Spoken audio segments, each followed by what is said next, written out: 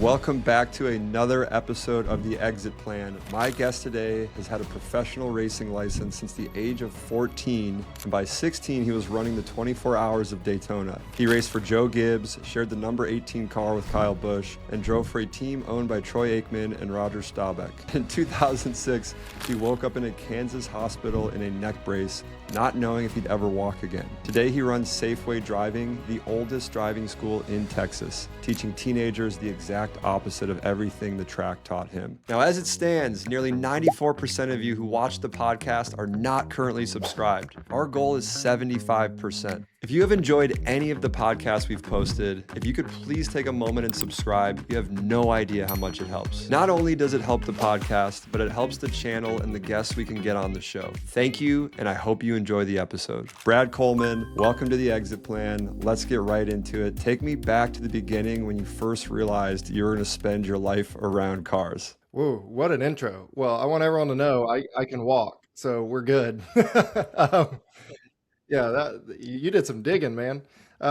So how did I know I'd spend my life around cars? I mean, that was early. I have kids that are 4 and 6, and I look at them, and I was that age. I had little Hot Wheels cars I'd play with on the floor. I was just obsessed with cars, probably like most boys, that are little kids. But it was really when I discovered motorsports on TV, because it wasn't in my family's history. Nobody, I mean, my dad liked cars. He thought they were cool, but nobody was a racer. Nobody was in motorsports. I didn't know motorsports existed until I came across it on TV, and I just became enthralled by it and just obsessed with it and just watched it forever until I learned that I could actually start racing go-karts. I always thought it was you go down to Malibu Grand Prix, you get in this old cart and you just putter around single file, and then that's it. But no, you can actually go race competitively across the world and do all those things. So once I discovered that, it was over. I always find it fascinating. Like, you think about it, whether it's an athlete or an entrepreneur or anyone that does exceptionally well in the thing that they choose to do. And was it genetic? Was it, they were exposed to it at an early age? And whenever there's the story like you just shared of, a certain number of kind of stars aligned and you found a passion and you started to chase it versus it being, oh, I grew up and there was, driving simulators in my garage and my brothers and my cousins and my dad drove. And, it's always interesting to hear the ones that kind of break out and find their own path that way. And I think that ties into how you've approached this business you're working on now. I've heard you tell the story about doing a sponsor appearance at this, high school in Texas, and you saw kids going through this kind of distracted driving simulator and thought, maybe there's something here. Whereas I think most people would have maybe saw that, maybe had a split second thought, maybe no thought at all, and then just moved on with their day-to-day life. Why was that moment, something you thought, hey, maybe there's a career here or a business here? What happened for you in that room? And I guess the weeks or months after where it just kept kind of eating at you to the point you wanted to do something about it? Yeah, it's a really kind of perfect storm of circumstances, I would say. It was at the point in my career where I knew that I wasn't going to do it forever. I mean, nobody's going to race a car forever. There comes a point where you reach an age where you're not going to be as good. And it wasn't that I was reaching that age. It was just realizing I won't do this forever. And then also having a near accident myself personally in my personal car, driving down I-77. I mean, I still remember I'm passing exit 18. You guys know, y'all live there. And I'm just cruising probably 70 miles an hour. And I used to text and drive like a maniac. I would both hands just on it. It was a BlackBerry. I'm aging myself here. Just click, click, click, click, click. And I'll just be driving with my knee. I'm like, I could do this. I race at Talladega, bumping other cars at 200 miles an hour. This is easy.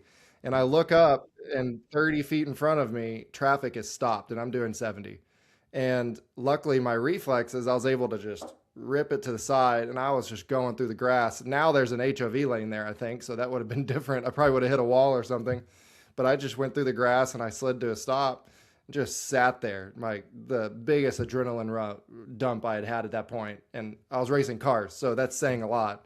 And I just sat there and went, wow, that was almost really bad. And it scared me good. So it wasn't that long after that these sponsor obligations you're talking about started showing up with Nationwide Insurance, who was big into the sport at the time.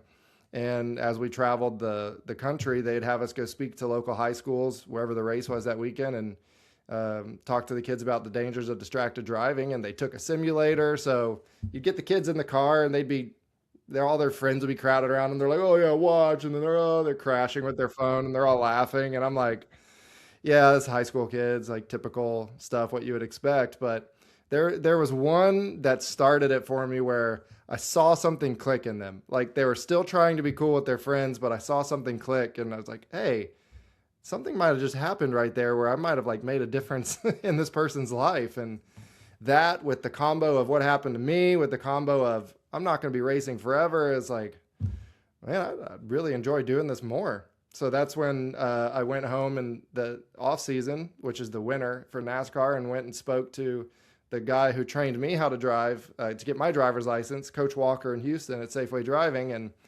the rest is history. Ended up he wanted to retire, so took it over. What an incredible story again of things kind of lining up and also it being part of something you're clearly passionate about, that you can start to do good with as well, on a different scale and in a different way. Um, how much did your car accident also impact this? I mean, did that start to shape not just the one here in Charlotte, but the big one in Kansas? Did that shape this at all, or was that more of just another, kind of like a life moment that also changed your perspective? You know what's funny about that is that was actually my second ever NASCAR race that happened, and it was, oh, it was in the fall. Heck, I can't remember many details of it. I should be able to look back now because my brain's fine now, but it's one of those deals. I didn't know where I was. I didn't know what I was doing. I didn't know what the date was. It knocked me out good. And that it knocked me out for the rest of the season. I was supposed to do more races, had a really bad concussion. Had to go through protocol with that. I couldn't ride in a street car for a month without just getting totally car sick, and I still get car sick to this day if I'm a passenger. Not if I'm driving, thankfully, but if I'm a passenger. So it's a good reason for me to get the drive, which I love to do. But that didn't lead to this. But who knows what it did to my brain that made me do the decision to do it. Yeah, I share this every once in a while. I was in a really bad car accident my freshman year of of college, and same thing. I remember this, kind of fog. I mean, I was one of the four people in the car that remembered most of what had happened because I was furthest away from the impact. But we were crossing a highway, and the driver it was at night, didn't see this kind of blind. The highway came up over a hill, and so we got T-boned. The car was going 60, 70 miles an hour, and we're going, 10, 15 to cross. And so I was on the passenger side, but the people in the back behind the driver, shattered pelvises, full concussions. One individual actually tore their aorta and was starting to bleed out internally, and they got to the hospital on time and did heart surgery immediately, and he's fine now. I mean, he has a stent in his heart, and no one died, thankfully, but it was very close. And to your point, I haven't heard anyone else that I've told this story to tell me what you just said, and that was, I still get really uncomfortable when other people are driving. I can feel my stomach getting, nauseous. And I'm sure it's just like that trauma of like what our brain does remember, even though 'cause I was concussed as well and I didn't remember bits and pieces. But it is crazy how the brain protects itself and does some of these things. And the perspective that it changed for me was you have no idea what someone else might be going through that day, that week, that month, that year. And just to be a way more empathetic human being than I think I was prior to this event happening to me. I don't know if that, happened for you at all, but it is crazy that some of these big, whether good or bad life experiences can happen to us and materially change our outlook and path and what we do next. And I'm sure it had something to do with what you're doing now. That's a crazy story. I'm glad you're okay. I mean, those kind of wrecks, people don't usually end up okay. I'd rather hit a concrete wall at 160 than get T-boned by a car doing 60 miles an hour. That's scary. And yeah, it's a weird thing how the brain just works in general, and with trauma, because I don't remember like a year or so after the accident, moments from that day started coming back, but I don't remember most of the race I was in. I don't remember going to the hospital. I vaguely remember being in the ambulance, and somehow my mom was there. I don't know how she got there, but she was there. And where I really came to was in the hospital, and I look down and I'm naked. I'm like, okay, first off, how did this happen? Like, who took my clothes off? I was in a three-piece, like one-piece fire suit, like those hanging back there. Like, that's not easy to get. It's hard for me to take it off. Who did this? Cut you They cut out. it off, so that's disappointing. But I had a neck brace on, and I'm sitting there like, okay, is my neck broken? Like, what? I don't know if I can feel my legs. Like, what's going on? And then the doctor very quickly was like, "Hey, Brad, you were in a crash at the race. You're at Kansas University Hospital. My name's Doctor whatever, and it's July 7th. What day is it today?" It's like, man, I don't know. I never know what day it is. He's like, okay, where are you? I said, Kentucky, because that's where I was living at the time. He's like, yeah, we're gonna keep you overnight. there's also there's also this spot on your brain over here that we're gonna have to keep monitoring. This blood spot. If it doesn't stop growing, we're gonna have to drain it. So we're every hour we're gonna be going doing CAT scan or MRI or whatever they did. So that was one of the longest nights because I couldn't sleep. And every hour Mm-mm. they're taking me into this machine to do that. And I'm like, am I going to have brain surgery? Like, what's going on here? And then luckily it turned out to be okay. I didn't have to get it drained, but I did have that protocol where the rest of the year I couldn't race. And it was, I was wondering if I'd be able to ride in a car again with my motion sickness. And we knew stuff about concussions back then, but nothing like nowadays where we realize just how serious it is. I mean, drivers back then would get knocked out and be like, "Oh yeah, get right back in the next week and go." It's just a thing they did. But yeah, I think your great questions have led me to think. I wonder how much that did make a difference in me becoming a driver's ed instructor, pretty much. And did you, one other question, then I want to come back to that is like, as a professional athlete, it's this thing that you clearly love doing. It's your income, it's your livelihood. A lot of your friends are there. It's like it's your life. And for that to happen and potentially flash in front of your eyes, am I going to get to do that again? I mean, I think about when I see NFL or NBA players, et cetera, they tear an Achilles or they an ACL. Were those thoughts going through your head of, am I going to get to do this thing that I love? And did you wrestle with that? And I guess what was that process like? If you, I'm just very, very curious if you don't mind sharing. No, this is great. This is really the most in depth I've talked about it in decades, probably. So, well, wow, I'm old, but it You was. don't look it. Thank you. I feel it sometimes. So yeah, there was a moment where I didn't know if I would be racing again, and there was some fear around that because my life was planned around that. I mean, at this time I was 18 years old, and yeah, I could have gone to college, but I had been working um, vast majority of my life to become a professional race car driver, and when it's your second NASCAR race, you're like, I'm there. I'm like getting to do it with these guys I grew up watching, and oh man, am I going to get to do this again? And well, what the heck am I going to do with my life? Because I planned on doing this, and I didn't. Like, I got into Auburn, but I decided to go racing instead because I had that opportunity, and I was like, I don't really want to go to college. Like, I don't know what I'm going to do with my life, but luckily I didn't have to go too far down that path, and I was able to keep racing. Yeah, that's awesome. Back to the driving school and kind of what you're working on now. This is a, I wouldn't say a controversial question, but another one that I'm curious about is your whole life, your career is to go fast and to take kind of these more aggressive moves and aggressive driving to now having a whole business that's centered around teaching kids to slow down, focus, pay attention. Did you ever feel at first almost like a, not an imposter, but like a hypocrite of like, here I am telling everyone to go slow, even though I made a career out of going fast and being aggressive.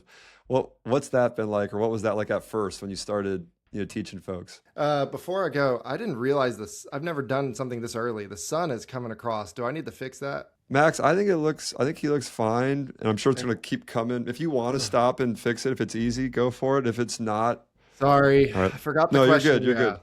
I'll ask that question again. All right, so I have one question that's maybe a little, controversial or maybe not controversial, but like, uh, different. And that's, your whole life, your career's been centered around going fast and making aggressive moves. And, you did that as a living to now you have a whole business you run around teaching kids to slow down, pay attention, be safer. And do you ever feel like, I don't know, you're up in front of a room and you feel like imposter syndrome or a hypocrite teaching kids to do the opposite of what you had been doing for a big chunk of your life? I can honestly answer absolutely not. I don't feel like a hypocrite at all, but I do feel the judgment from other people sometimes when they're like, "Why should I listen to you? Why in the world are you trying to teach me how to drive safe when you used to just go as fast as you could in a race car?" And it's like, I'll start off by saying, well, let's look at what it takes to be a successful race car driver. Absolutely, you have to go as fast as you can. You also have to be able to analyze your competitors, study what they're doing, put yourself in the best situation to either get by them, not get crashed by them, or just strategically be in the right spot at the right time to win a race. And when you develop those skills, you develop a lot of analytical skills. And okay, I'm watching these people and I'm going to position myself here and I'm going to do these things. And it's really analyzing your environment that you're constantly doing. And that translates so well into driving safely on the street, because all driving safely on the street is, well, to win a race on the street, you're getting to where you want to go safely. That's the victory right there. And then it's, okay, what are the other people around me doing? How do I make sure that they don't impact me and that I get where I want to go safe? I mean, it's the same analytical mindset. You're just not trying to beat them in a race. You're just trying to not get in a crash and make sure you get where you want to go safe. So it actually translates really well. And me personally, I think I'm different than most race car drivers in that aspect, because you'll have guys that are going and getting tickets for going over double the speed limit or doing all these things. I have a very clean driving record. People used to get in the car with me and be like, all right, let's go. I want to see what you got. I'm like, I'm sorry, man. I can't do it. It just something in me. And I don't know if it was that moment where I slid through the grass, texting and driving that did it, but I don't do that. And I'm married. I've got two kids. You ask my wife, I care way too much about driver safety. I comment on other people's driving way too much. That's the race car driver in me right there, probably. I just point out all the time how our drivers are just crazy on the road and people don't take it nearly seriously enough. And we just get complacent with it. And now that I have kids and a wife driving out there, I care even more. Like, I want them to be safe and I want everyone to just get where they want to go safely. That's what I care It's about. not, yeah, it's not worth it, right? Like the few seconds of the adrenaline or the excitement or even the ego of like it probably feels good of like, hey, I can show like I'm skilled at this. Let me show it off. It's just not worth it anymore because to your point, you have these other things that are more important. And I think it's pretty admirable too that you're so open about the accident, the time that you were texting and driving, just owning it too. A lot of people don't do that. I think they deflect or they get ashamed and they maybe bury those stories, but you're using it as a superpower of, hey, I'm human. I did this thing and it was something I regret and I've learned from, and now I'm wanting to teach others that. And it's this powerful tool instead of something that, we have to hide or not be comfortable talking about. So I appreciate everything that you're sharing and honestly everything that you're doing now to set up another generation of people to be smarter and more thoughtful and careful and calculated. Because you're right, we're getting in these basically unguided missiles a little bit that goes 60 miles per hour, and you have no idea at any given time what someone else may do or the weather or I mean so many things at a Mhm. split second can go wrong, and I don't think people take that as serious as they likely should. I want to Yeah, get and then into oh, go we ahead, sorry. also pump 15 to 30 gallons of explosive fuel in that vehicle that we're traveling. It's crazy. And we do it every day, and we're like, oh, I'm a good driver. I've been doing it for 20 years. And it's like, no, no, you're a bad driver. It hadn't happened yet. Like just because it doesn't happen the most of the time, like when it's texting and driving. Oh, I've never had an incident. It's coming. Like statistically, it's only that one time. Like you haven't had it all these times. It only takes one. So unfortunately, it takes for a lot of people, it takes that near accident or that accident to get them to stop. And my goal is to get people to just think about their driving and to be safer before something happens. Yeah, it's interesting how the brain will register like fear. Like you see people on planes terrified, right? And it's like the car drive to the airport was probably 10 times more dangerous than the flight you're about to take. I've been skydiving a few times, and the first few, you're tandem with someone else, and I'm attached to this guy who does this, 5 to 10 times a day. And I was like a little nervous for the first time, but okay, until that door opened, and I'm like, oh my gosh, we're about to do this.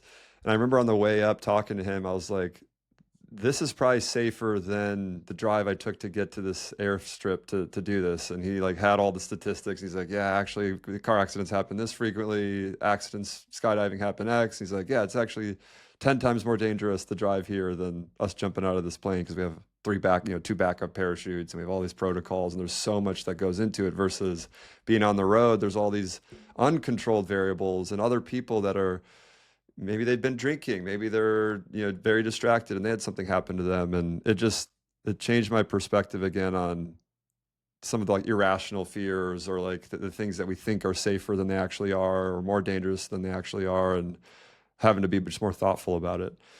Well, and along that thought, real quick, is what's fun is when I talk to groups of people about drivers or individuals, and I'm like, well, how are you as a driver? Most people will go, I'm pretty good.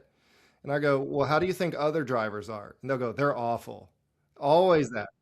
It's always the other drivers. And I'm like, oh, you'd be a good race car driver because it's never our own fault when we crash. It's always the other guy caused it. But it's just a funny mentality of most people think they're good drivers, but they think everyone else is awful. Most people think, well, I won't say most, but a lot of people think that they can successfully text and drive and it's not any more dangerous. But if you ask them if all the cars around you, the drivers are texting and driving, would you be okay with that? They go, absolutely not. I'm like, what's going on here? Like, I'm hoping this can click and you can realize that you're not okay with what you're doing. Yeah, it's probably like any other bad habit. Like you get away with it once or twice and now you think like, oh, this is routine or normal or I'm different when you're not. Um, I want to get into Safeway. So like, you have a bit of a history too there. Like I think you yourself went through the program as a teenager. So I think your brother and sister did as well. So this is like close to you, like close to home, close to roots. Walk us through that conversation with the founder and how this came to be and when you started looking at buying the company, what did that conversation look like? How did it happen? It started out as an exploratory because I started, this passion came about for helping people be safer drivers. And I knew nothing about that industry. And he knew Coach Walker, who started Safeway Driving, shoot, at this point, 53 years ago, knew a ton about that industry. He's nationally respected in the driver's ed industry for his curriculum and his passion for what he did. So he also used to coach at the local high school with my grandfather. My grandfather was a basketball coach. He was a football coach. So he was an old family friend. So I wanted to just chat with him about it. And my dad went with me, who's I think a brilliant branding and marketing guy. He had a marketing firm for decades and still does stuff in that space. So we went and met with them, and it started out just talking about driver's ed, and then it came out that, well, we're actually looking to retire, so would you be interested? I was like, well, this is an interesting proposition. Never did I expect the driving school I went to for this to happen, but it did. So it was just like again, kind of timing, paying attention to close relationships and kind of nurturing those. And this individual's ready to retire. I mean, how did you guys, and again, you don't have to share, a ton of detail, but did you structure this as an earn out so that he stayed around and could show you the ropes for a few years? Did you just buy it outright? I guess for those listening, there's a lot that are interested in what does it look like to buy a business, whether it's a franchise or not, or, ETA, entrepreneurship through acquisition. Any advice there on how you navigated that conversation with someone who probably cares a lot about this business and it's been a big part of their identity? How did you navigate both the like financial and analytical piece, but also the emotional, piece as you were going through this? Mm. Yeah, those are definitely two different things. I'll say the emotional piece. I unfortunately learned in my racing career not to get your hopes up on deals being done because I had deals that were signed, and then the morning of the press conference, they just cancel it and decide not to do it. So I unfortunately learned like, okay, I'm just not going to be excited about this, and if it happens, it happens. And I've since undone that, which has been nice. But the acquisition side of it, I wish I could give you more details. That was really handled by my dad, who had experience doing this before with his companies and guiding other companies in it. And I really, what I brought that go around was my driving expertise and my passion there, and what I could do with the curriculum and all that. So I wasn't really part of the negotiations. I wasn't part of, here's what the deal is going to be structured like. I can tell you that Coach Walker stuck around for a good 6 months or a year, which we absolutely wanted him to just hang around. I don't know if we bought him out all the way or if we structured it where he did that, but he was there, and it was a great transition. Well, and then something that you guys did that I think is super fascinating. Max was joking with me before. It's like you guys kind of did the Dave Portnoy, what he did at Barstool, where you guys bought the company, you sold it 3 years later, to a group of investors that wanted to franchise it, and then you bought the whole thing back. What was it, 9 years later in 2022? Um, what was that like? I guess why did you guys let it go first, and then second, what pulled you back into it? Well, I can tell you that I've learned that you can plan your life all you want. It's going to go different. Like, yeah, it's important to plan, but be ready for that to change. What's the saying? It's So like you make plans and God laughs. yeah, yeah, it's like, yeah, that's cute. Well, good luck. Yeah, the first time around, the group of investors was a great group of people that are actually local. I mean, one of their offices was right across the street from Safeway.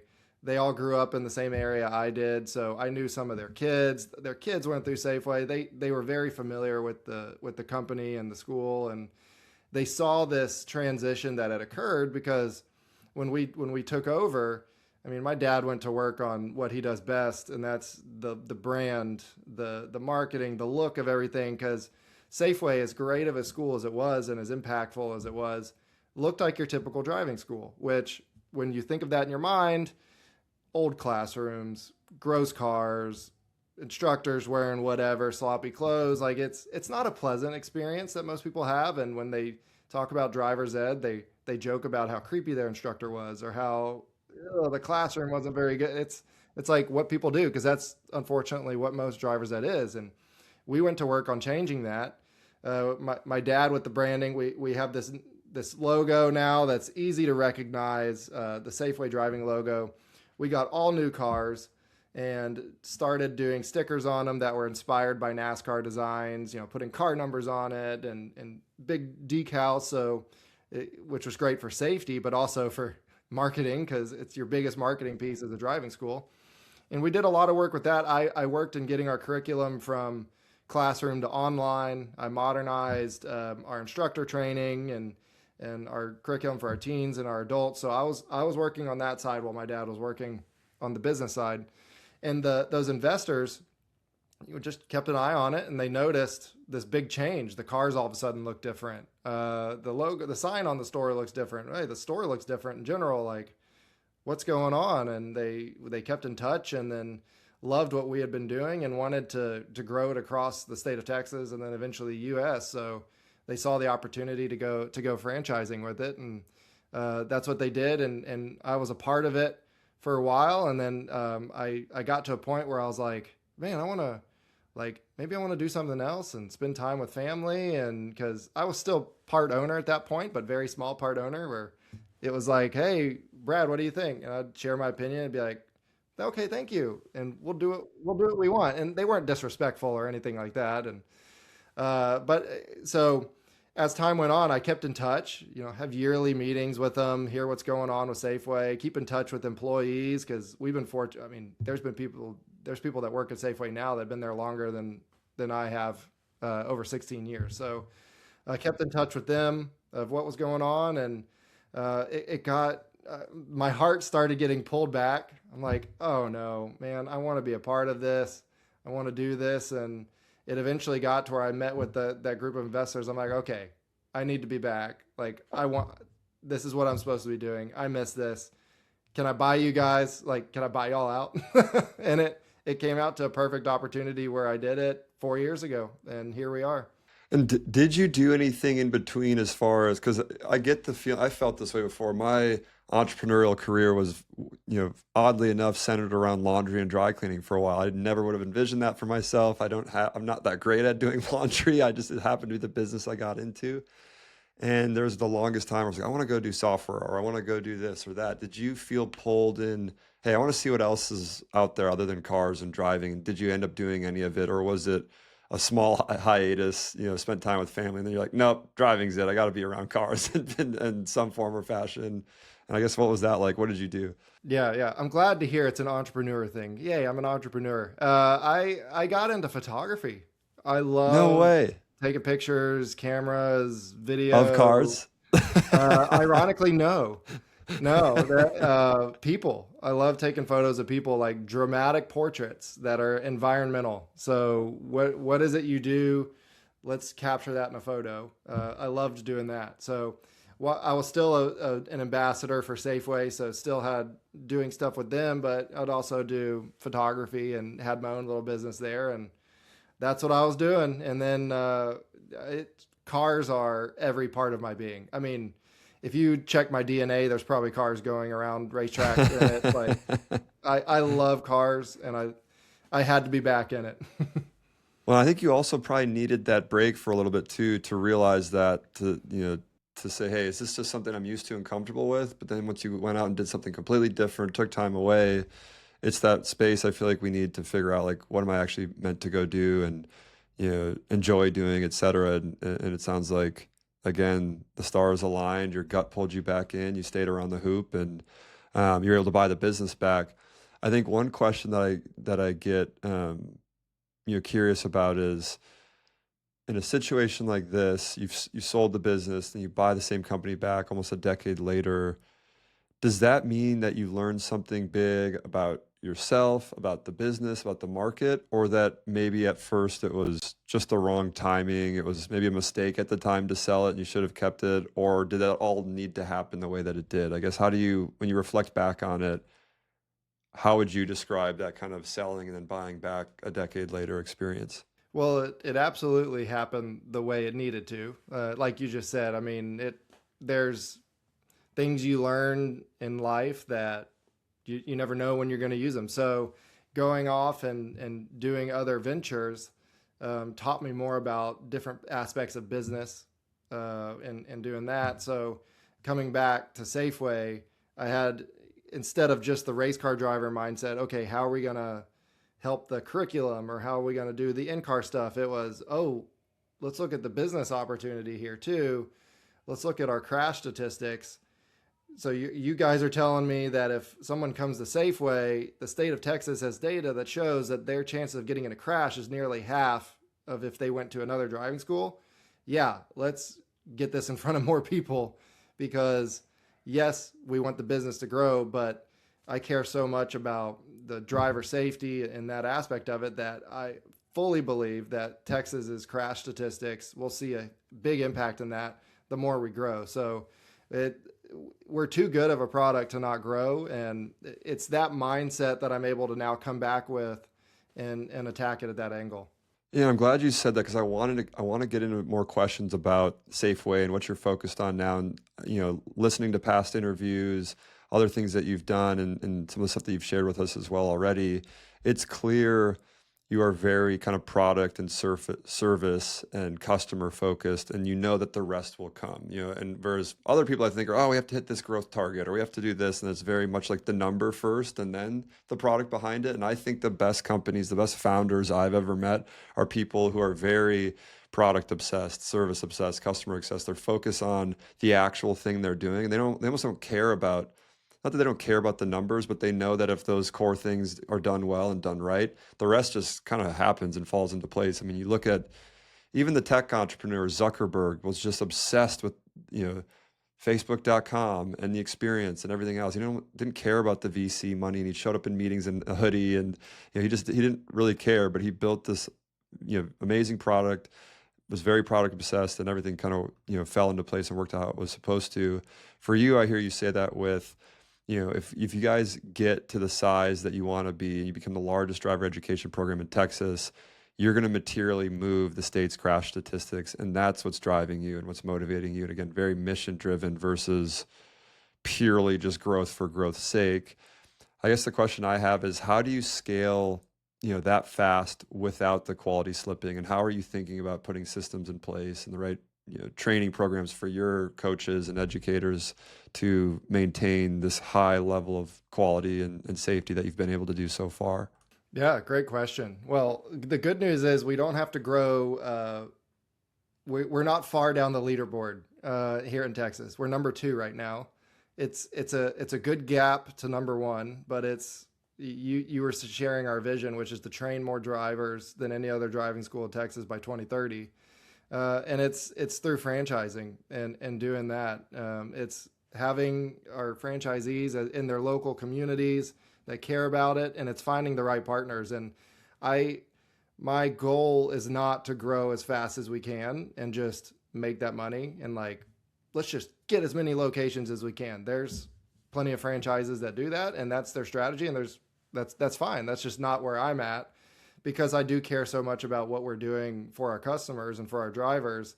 I need to know that we're not going to dilute our effectiveness in our program by growing too fast. So it's actually slow strategic growth with the right people is the way to go about that. And that 2030 mark, I mean, if we just keep going and keep adding the right people, we'll get there. Like Safeway was in Houston for 43 years, and then we got a franchisee in College Station where Texas A&M is.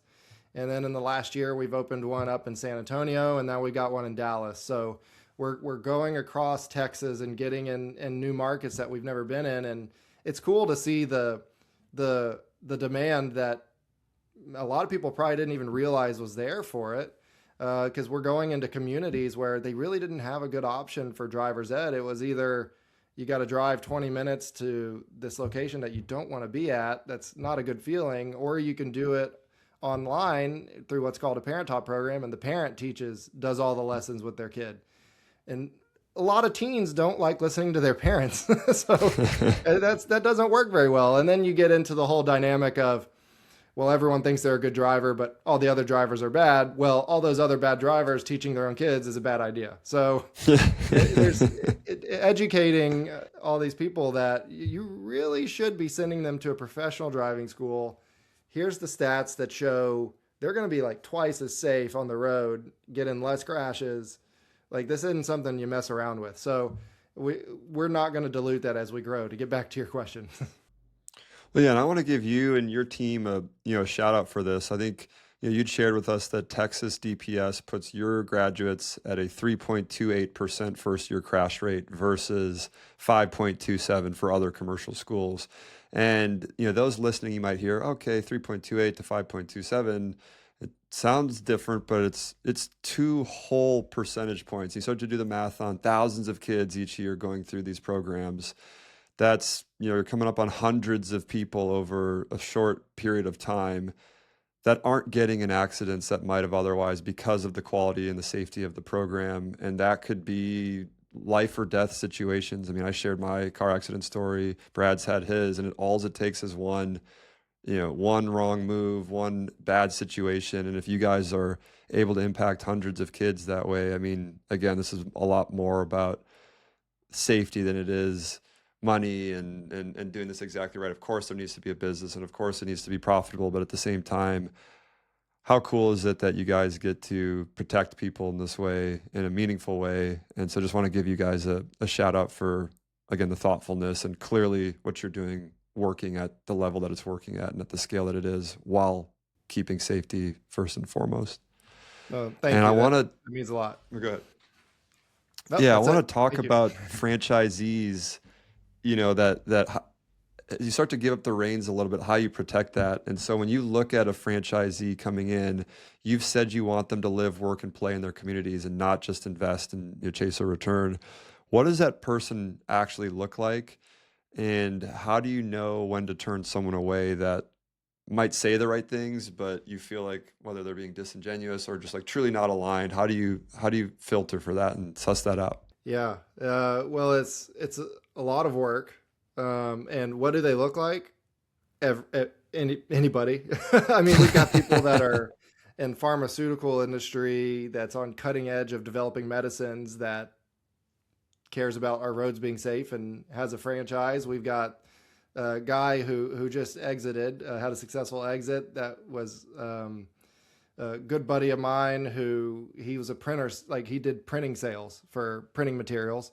We got somebody that's in insurance. We've got somebody that's a CEO of big restaurant companies you've heard of. Like it's all over. But one of the biggest tells of, oh well, you're not going to be successful in this and it's not the right fit, is if someone says, okay, I want mailbox money. I want something where it just runs and I just get the check and I don't have to be involved in.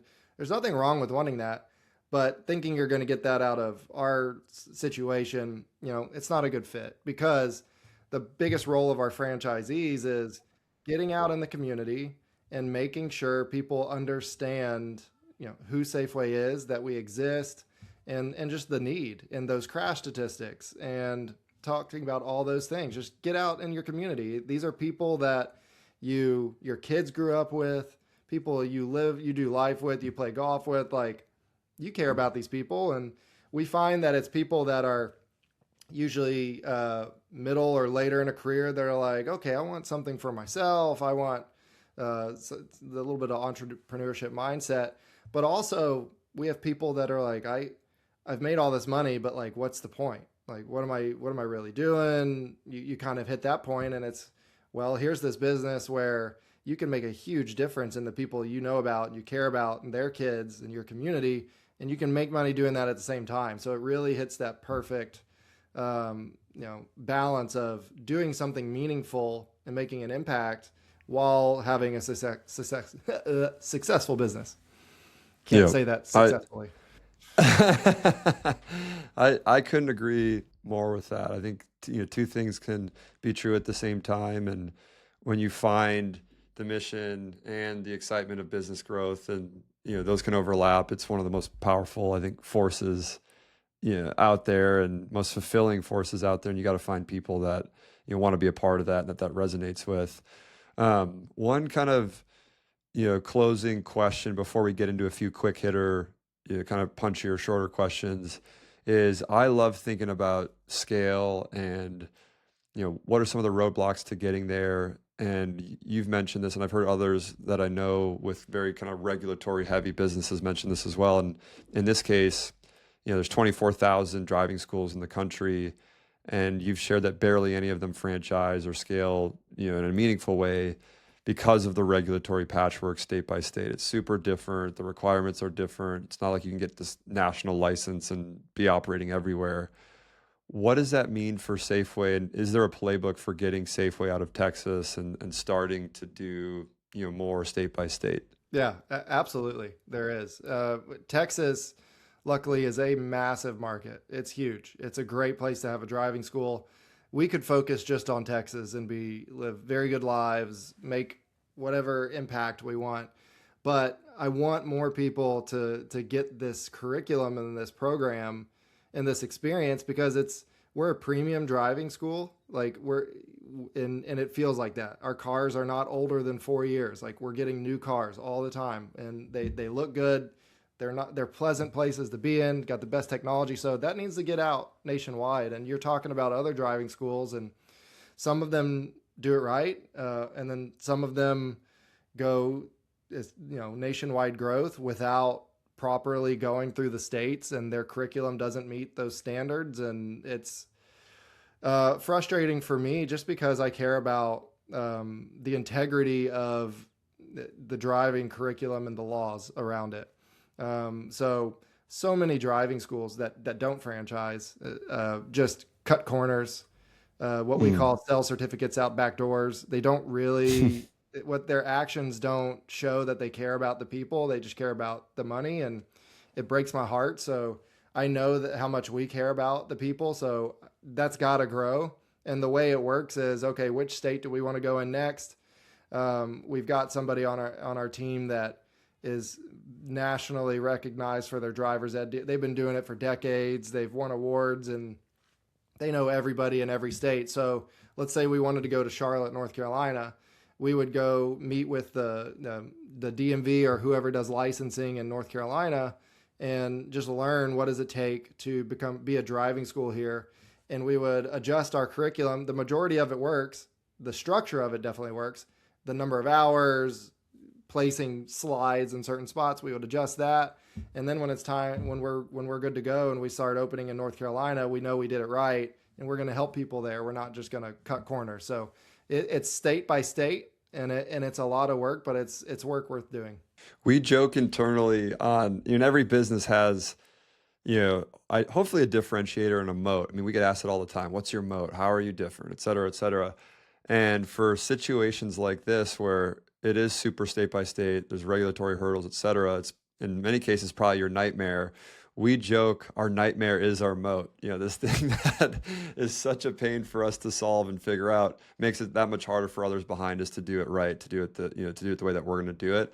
And the work is worth it, right? This nightmare that might feel awful in the moment is our moat or becomes our moat over time. And that usually is a very big motivator for us and our team of like, hey, keep powering through. Because if we're willing to do this, there's probably not many that, behind us that are.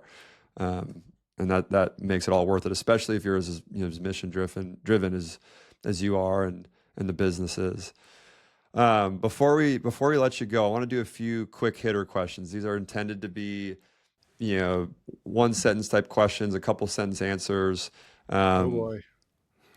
and if they're longer, that's fine. But ideally it's a couple sentences and it's whatever kind of comes to your mind at first. And the first one is around this idea of getting a second bite. So most founders never get a second bite at the apple with their business. Did buying Safeway back feel like it was redemption, or did you feel like you were admitting you should have never let it go, or something else entirely? It felt like victory to me, is what I'll say, and it felt right.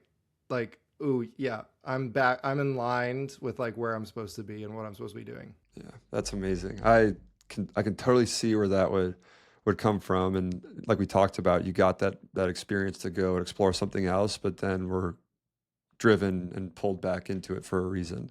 Driven. Yep. The next one I have for you is you went from being the one taking risk. You're going 160 miles an hour in a vehicle to now teaching kids to never take it or to be very thoughtful and safe. And I want the honest answer. Do you miss the adrenaline at all? Yes.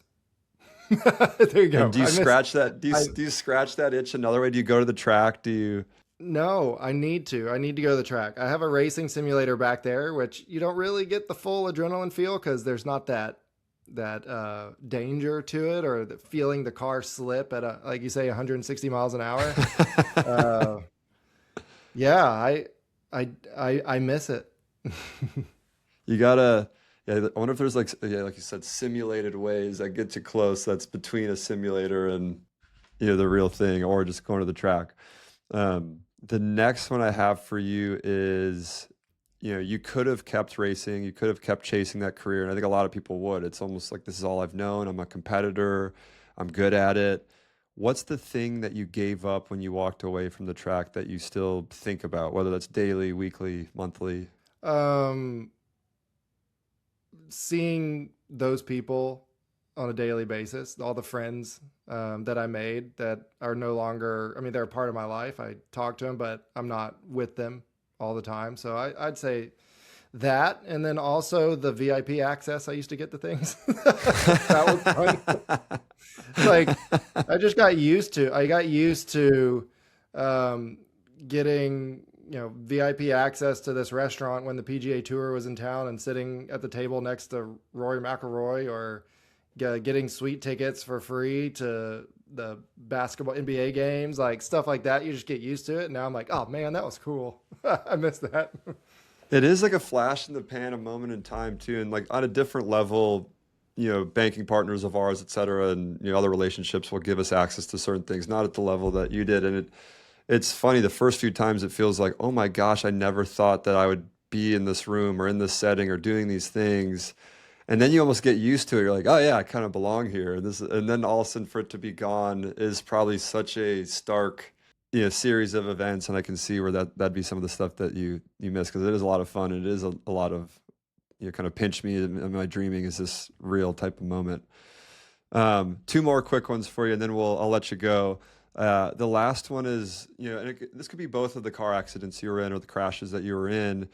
I think people from the outside looking in would say this is probably the worst thing that ever happened to you.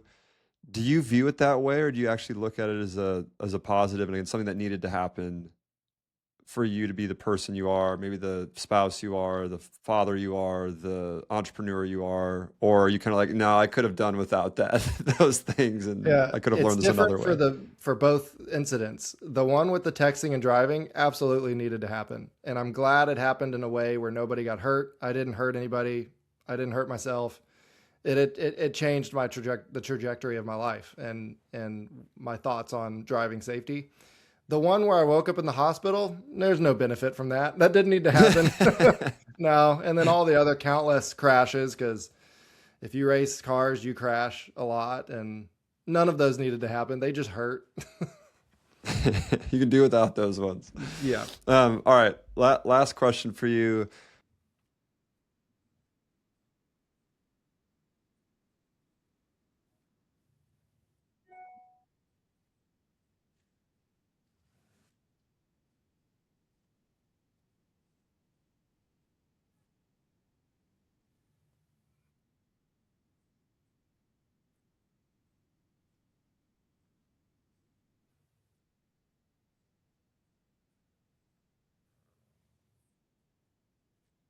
I don't know why, but you got me in the feels with that one.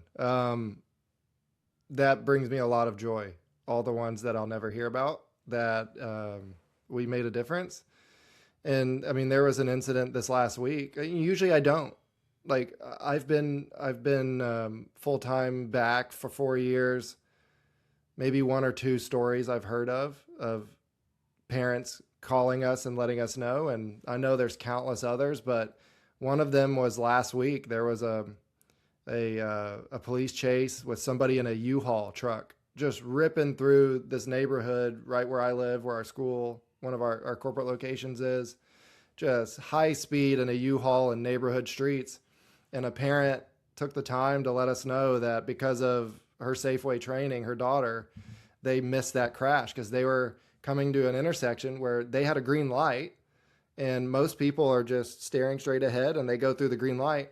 We teach our kids every intersection you go through, clear left, right, center. And she did a clear and saw this U-Haul with these police coming and stopped, and they blasted through the red light right at the same time they would have done, and they would have been T-boned at 50 miles an hour by a U-Haul. So that's why I do this, and Yeah, and there's it brings me like you a said, lot of joy. there's countless others you don't hear about, and it's almost that's what you want. And almost, you guys are doing a good job. The fewer things you hear about, but Brad, incredible story, incredible mission.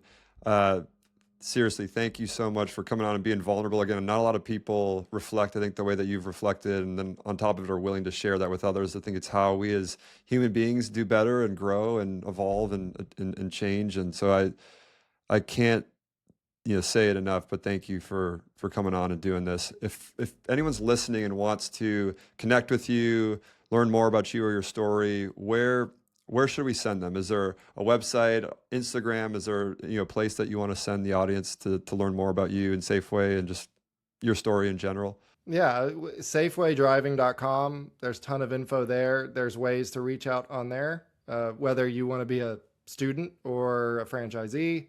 If you want to reach out to me, you can message me on LinkedIn or on X. Just send me a direct message on there. I'm not very active, but I do see them, and yeah, would love to talk to anybody about racing, just driving safe, anything. I just like talking to people. Awesome. Well, thanks again, Brad, for coming on. Really, really enjoyed the time, and look forward to catching up again soon. Thanks, Alex. Appreciate it. YouTube has this new algorithm using AI that takes all your viewing behavior and recommends a video. So the algorithm says that this video is the best video for you. Check it out.